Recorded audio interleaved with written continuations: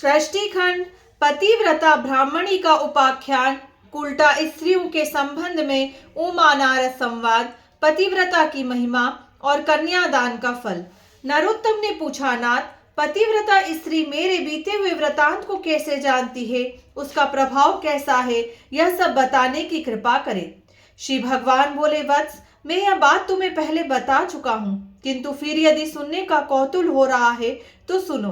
तुम्हारे मन में जो कुछ प्रश्न है सबका उत्तर दे रहा हूँ। जो स्त्री पतिव्रता होती है, पति को प्राणों से समान समझती है और सदा पति के हित में साधन में संलग्न रहती है, वह देवताओं और ब्रह्मवादी मुनियों को भी पूज्य होती है। जो नारी एक ही पुरुष की सेवा स्वीकार करती है, दूसरे की ओर दृष्टि भी नहीं डालती, वह संसार में परम पूजनीय मानी जाती है।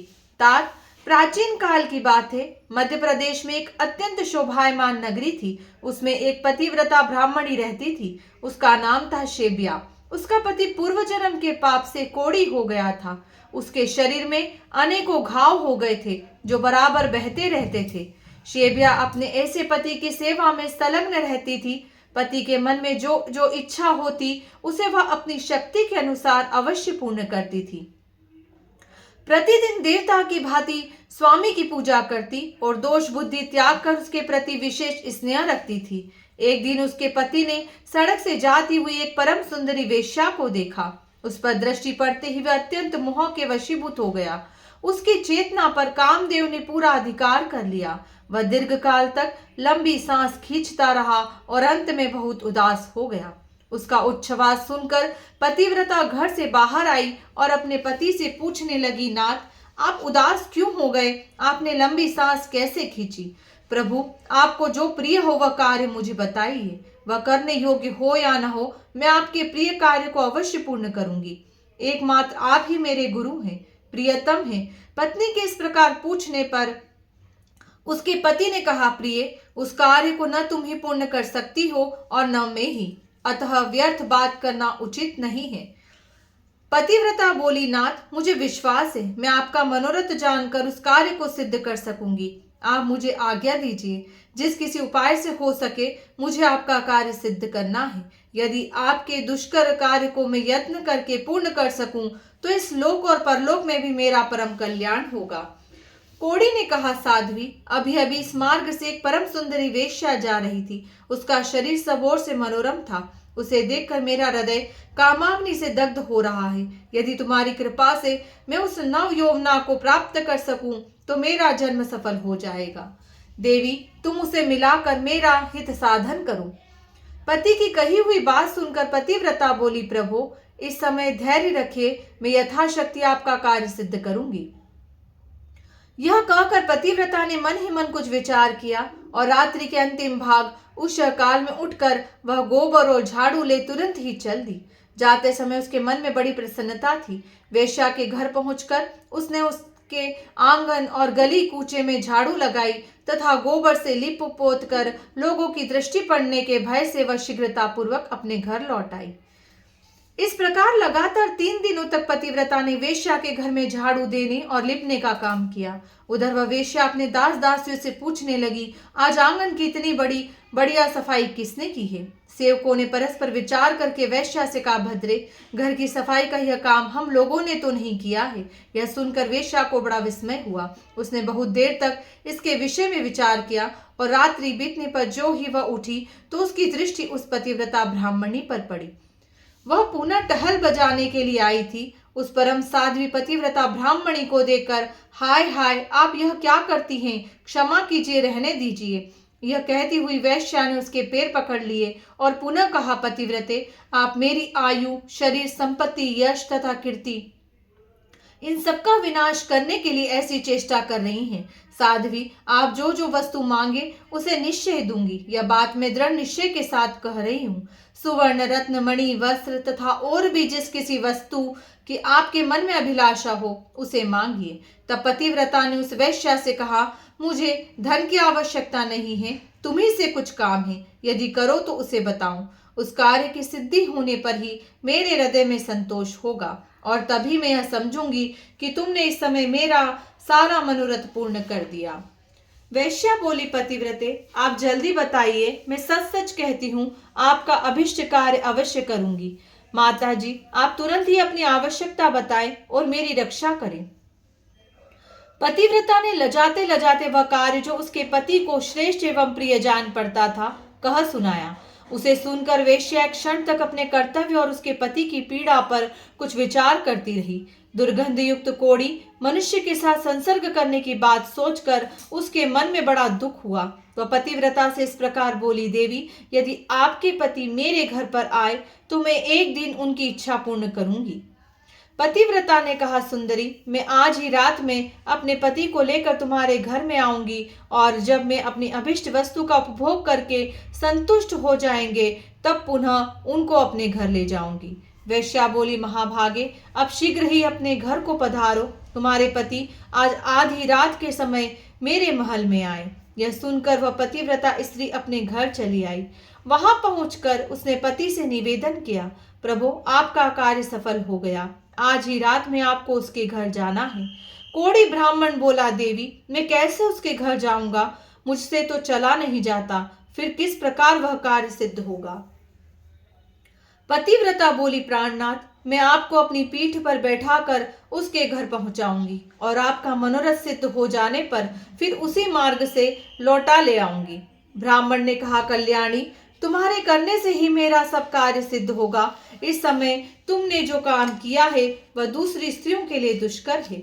श्री भगवान कहते हैं, उस नगर में किसी धनी घर से चोरों ने बहुत सा धन चुरा लिया। यह बात जब राजा के कानों में पड़ी तब उन्होंने रात में घूमने वाले समस्त गुप्तचरों को बुलाया और कुपित होकर कहा, यदि तुम्हें जीवित रहने की इच्छा है तो आज चोरों को पकड़कर मेरे हवाले करो। राजा की आज्ञा पाकर सभी गुप्तचर व्याकुल हो उठे और चोरों को पकड़ने की इच्छा से चल दिए।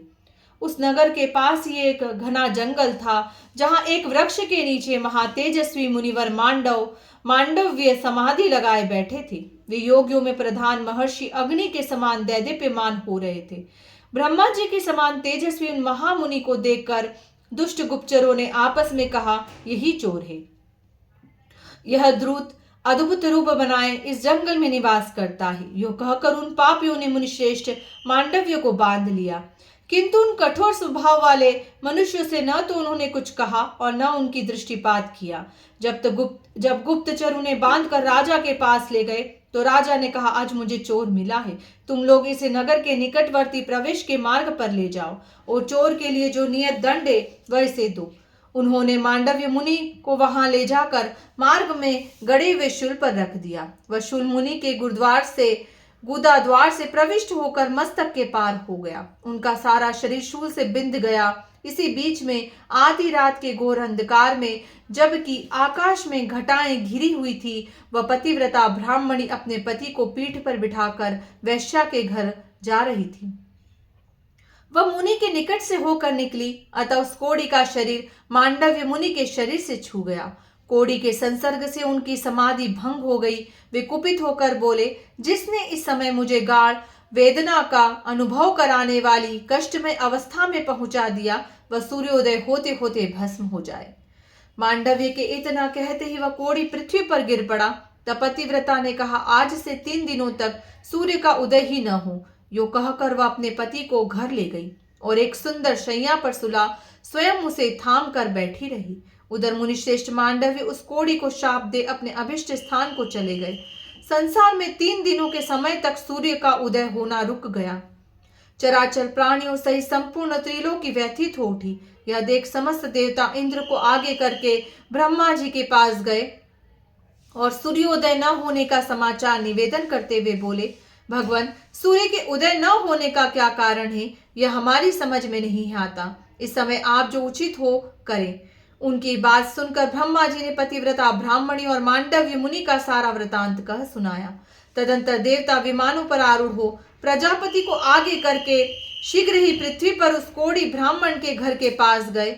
उनके विमानों की कांति तथा मुनियों के तेज से पतिव्रता के घर के भीतर सैकड़ों सूर्यों का सा प्रकाश छा गया। उस समय हंस के समान तेजस्वी विमानों द्वारा आए हुए देवताओं को पतिव्रता ने देखा। वह अपने पति के समीप लेटी हुई थी। ब्रह्मा जी ने उसे संबोधित करके कहा, माता, संपूर्ण देवताओं, ब्राह्मणों और गो आदि प्राणियों की जिससे मृत्यु होने की संभावना है, ऐसा कार्य तुम्हें क्यों कर पसंद आया? सूर्योदय सूर्योदय के विरुद्ध जो तुम्हारा क्रोध है उसे त्याग दो। पतिव्रता बोली, भगवान, एकमात्र पति ही मेरे गुरु हैं। ये मेरे लिए संपूर्ण लोकों से बढ़कर है। सूर्योदय होते ही मुनि के शाप से उनकी मृत्यु हो जाएगी। इसी हेतु से मैंने सूर्य को शाप दिया है। क्रोध, मोह, लोभ, मात्सर्य अथवा काम के वश में होकर मैंने ऐसा नहीं किया है। ब्रह्मा जी ने कहा, माता, जब एक की मृत्यु से तीनों लोगों का हित हो रहा है, ऐसी दशा में तुम्हें बहुत अधिक पुण्य होगा। पतिव्रता बोली, पति का त्याग करके मुझे आपका परम कल्याण में सत्यलोक भी अच्छा नहीं लगता। ब्रह्मा जी ने कहा, देवी, सूर्योदय होने पर जब सारी त्रिलोकी स्वस्थ हो जाएगी, तब तुम्हारे पति के भस्म हो जाने पर भी मैं तुम्हारा कल्याण साधन करूंगा। हम लोगों के आशीर्वाद से यह कोढ़ी ब्राह्मण कामदेव के समान सुंदर हो जाएगा। ब्रह्मा जी के यो कहने पर उस सती ने क्षण भर कुछ विचार किया। उसके बाद हाँ कहकर उसने स्वीकृति दे दी। फिर तो तत्काल सूर्योदय हुआ और मुनि के शाप से पीड़ित ब्राह्मण राख का ढेर हो गया। फिर उस राख से कामदेव के समान सुंदर रूप धारण किए वह ब्राह्मण प्रकट हुआ। यह देखकर समस्त पूर्ववासी बड़े विस्मय में पड़े। देवता प्रसन्न हो गए। सब लोगों का चित्त पूर्ण स्वस्थ हुआ। उस समय स्वर्ग लोक से सूर्य के समान तेजस्वी एक विमान आया और वह साध्वी अपने पति के साथ उस पर बैठकर देवताओं के साथ स्वर्ग को चली गई। शुभा भी ऐसी ही पतिव्रता है, इसलिए वह मेरे समान है। उस सतीत्व के प्रभाव से ही वह भूत, भविष्य और वर्तमान तीनों कालों की बातें जानती है। जो मनुष्य इस परम उत्तम पुण्यमय उपाख्यान को लोक में सुनाएगा, उसके जन्म जन्म के किए हुए पाप नष्ट हो जाएंगे। ब्राह्मण ने पूछा, भगवान, मांडव्य मुनि के शरीर में शूल का आघात कैसे लगा तथा पतिव्रता स्त्री के पति को कोढ़ का रोग क्यों हुआ? भगवान श्री विष्णु बोले, मांडव्य मुनि जब बालक थे तब उन्होंने अज्ञान और मोहवश एक झिंगुर के गुदा देश में तिनका डालकर छोड़ दिया था। यद्यपि उन्हें उस समय धर्म का ज्ञान नहीं था, तथापि उस दोष के कारण उन्हें एक दिन और रात वैसा कष्ट भोगना पड़ा। किंतु मांडव्य मुनि ने समाधिस्थ होने के कारण शूलाघात जनित वेदना का पूरी तरह अनुभव नहीं किया। इसी प्रकार पतिव्रता के पति ने भी पूर्व जन्म में एक कोढ़ी ब्राह्मण का वध किया था। इसी से उसके शरीर में दुर्गंध युक्त कोढ़ का रोग उत्पन्न हो गया था। किंतु उसने ब्राह्मण को 4 गौरी दान और 3 कन्या दान किए थे। इसी से उसकी पत्नी पतिव्रता हुई। उस पत्नी के कारण ही वह मेरी समता को प्राप्त हुआ। ब्राह्मण ने कहा, नाथ, यदि पतिव्रता का ऐसा महात्मा है, तब तो जिस पुरुष की भी स्त्री व्यभिचारिणी न हो, उसे स्वर्ग की प्राप्ति निश्चित है। सती स्त्री से सबका कल्याण होना चाहिए। भगवान श्री विष्णु बोले, ठीक है, संसार में कुछ स्त्रियां ऐसी उल्टा होती हैं जो सर्वस्व अर्पण करने वाले पुरुष के प्रतिकूल आचरण करती है। उनमें जो सर्वदा आरक्षणीय हो, जिसकी दुराचार से रक्षा करना असंभव हो, ऐसी स्त्री को तो मन से भी स्वीकार नहीं करना चाहिए। जो नारी काम के वशीभूत हो जाती है, वह निर्धन, कुरूप, गुणहीन तथा नीच कुल के नौकर पुरुष को भी स्वीकार कर लेती है। मृत्यु तक से संबंध जोड़ने में उसे हिचक नहीं होती। वह गुणवान, कुलीन, अत्यंत धनी, सुंदर और अति कार्य में कुशल पति का भी परित्याग करके नीच पुरुष का सेवन करती है। विप्रवर, इस विषय में उमा नारद संवाद ही दृष्टांत है, क्योंकि नारद जी स्त्रियों की बहुत सी चेष्टाएं जानते हैं। नारद मुनि स्वभाव से ही संसार की प्रत्येक बात जानने की इच्छा रखते हैं। एक बार वे अपने मन में कुछ सोच विचार कर पर्वतों में उत्तम कैलाशगिरी पर्वत पर गए। वहां उन महात्मा मुनि ने पार्वती जी को प्रणाम करके पूछा, देवी, मैं कामिनियों की कुछ चेष्टाओं जानना चाहता हूँ। मैं इस विषय में बिल्कुल अनजान हूँ और विनीत भाव से प्रश्न कर रहा हूँ, अतः आप मुझे यह बात बताइए। पार्वती देवी ने कहा, नारद, युवती स्त्रियों का चित्त सदा पुरुषों में ही लगा रहता है, इसमें तनिक भी संदेह नहीं है। नारी घी से भरे हुए घड़े के समान है और पुरुष दहकते हुए अंगारे के समान। इसलिए घी और अग्नि को एक स्थान पर नहीं रखना चाहिए। जैसे मतवाले हाथी को महावत अंकुश और मुगदर की सहायता से अपने वश में करता है, उसी प्रकार स्त्रियों का रक्षक उन्हें दंड के बल से ही काबू में रख सकता है। बचपन में पिता, जवानी में पति और बुढ़ापे में पुत्र नारी की रक्षा करता है। उसे कभी स्वतंत्रता नहीं देनी चाहिए। सुंदरी स्त्री को यदि उसकी इच्छा के अनुसार स्वतंत्र छोड़ दिया जाए तो पर पुरुष की प्रार्थना से अधीर होकर वह उसके आदेश के अनुसार व्यभिचार में प्रवृत्त हो जाती है। जैसे तैयार की हुई रसोई पर दृष्टि न रखने से उस पर कोए और कुत्ते अधिकार जमा लेते हैं, उसी प्रकार युवती नारी स्वच्छंद होने पर व्यभिचारिणी हो जाती है। फिर उस कुलटा के संसर्ग से सारा कुल दूषित हो जाता है। पराये बीज से उत्पन्न होने वाला मनुष्य वर्ण संकर कहलाता है। सदाचारिणी स्त्री पितृकुल और पतिकुल दोनों कुलों का सम्मान बढ़ाती हुई उन्हें कायम रखती है। साध्वी नारी अपने कुल का उद्धार करती और दुराचारिणी उसे नरक में गिराती है। कहते हैं संसार में स्त्री के ही अधीन स्वर्ग, कुल, कलंक, यश, अपयश, पुत्र पुत्री और मित्र आदि की स्थिति है। इसलिए विद्वान पुरुष संतान की इच्छा से विवाह करे। जो पापी पुरुष मोहवश किसी साध्वी स्त्री को दूषित करके छोड़ देता है, वह उस स्त्री की हत्या का पाप भोगता हुआ नरक में गिरता है। जो पराई स्त्री के साथ बलात्कार करता अथवा उसे धन का लालच देकर फंसाता है, वह संसार में स्त्री हत्यारा कहलाता है और मरने के पश्चात घोर नरक में पड़ता है। पराई स्त्री का अपहरण करके मनुष्य चांडाल कुल में जन्म लेता है। इसी प्रकार पति के साथ वंचना करने वाली व्यभिचारिणी स्त्री चिरकाल तक नरक भोग कर कौवे की योनि में जन्म लेती है और उच्छिष्ट एवं दुर्गंध युक्त पदार्थ खा कर जीवन बिताती है।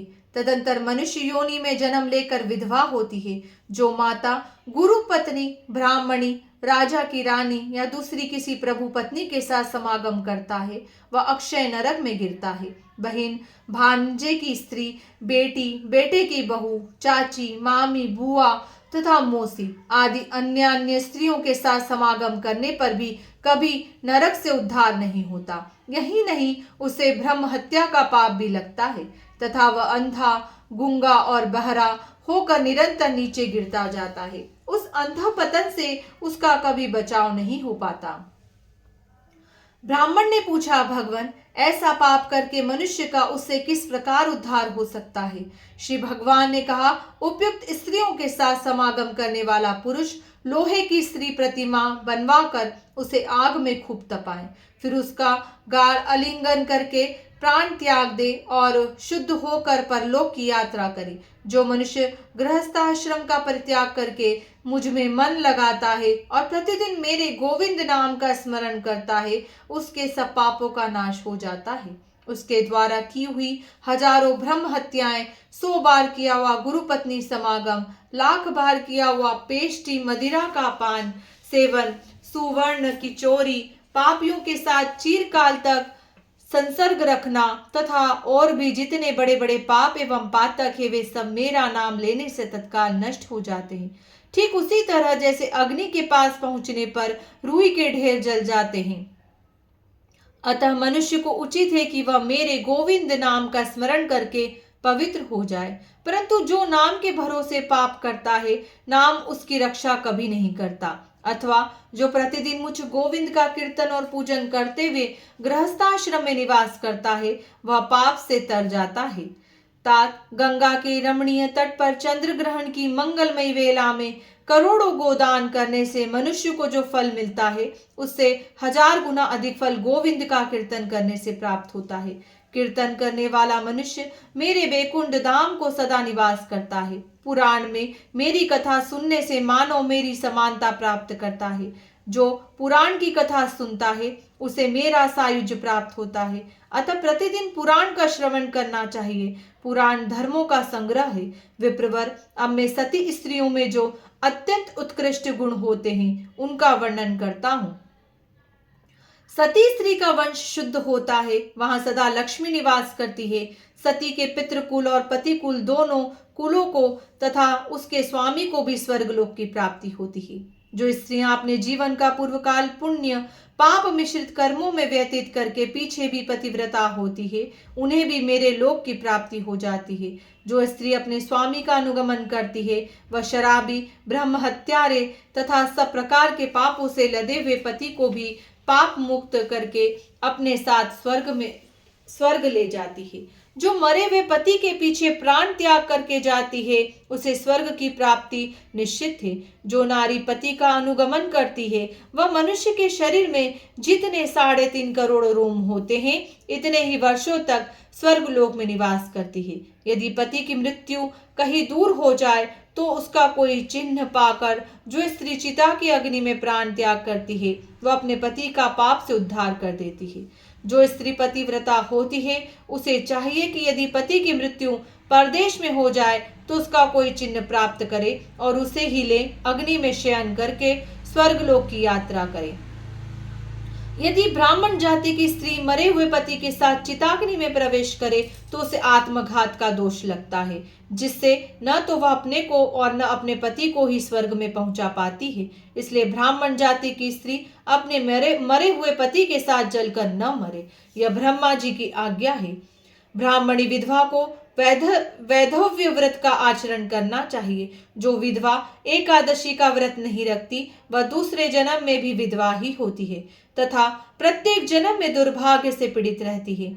मछली मांस खाने और व्रत न करने से वह चिरकाल तक नरक में रहकर फिर कुत्ते की योनि में जन्म लेती है। वह नरक यातना भोगने के पश्चात 10 जन्मों तक गिधिनी होती है, फिर 2 जन्मों तक लोमड़ी होकर पीछे मनुष्य योनि में जन्म लेती है। उससे भी बाल विधवा होकर दासी भाव को प्राप्त होती है। ब्राह्मण ने कहा, भगवान, यदि आपका मुझ पर अनुग्रह है तो अब कन्यादान के फल का वर्णन कीजिए, साथ ही उसकी यथार्थ विधि भी बतलाइए।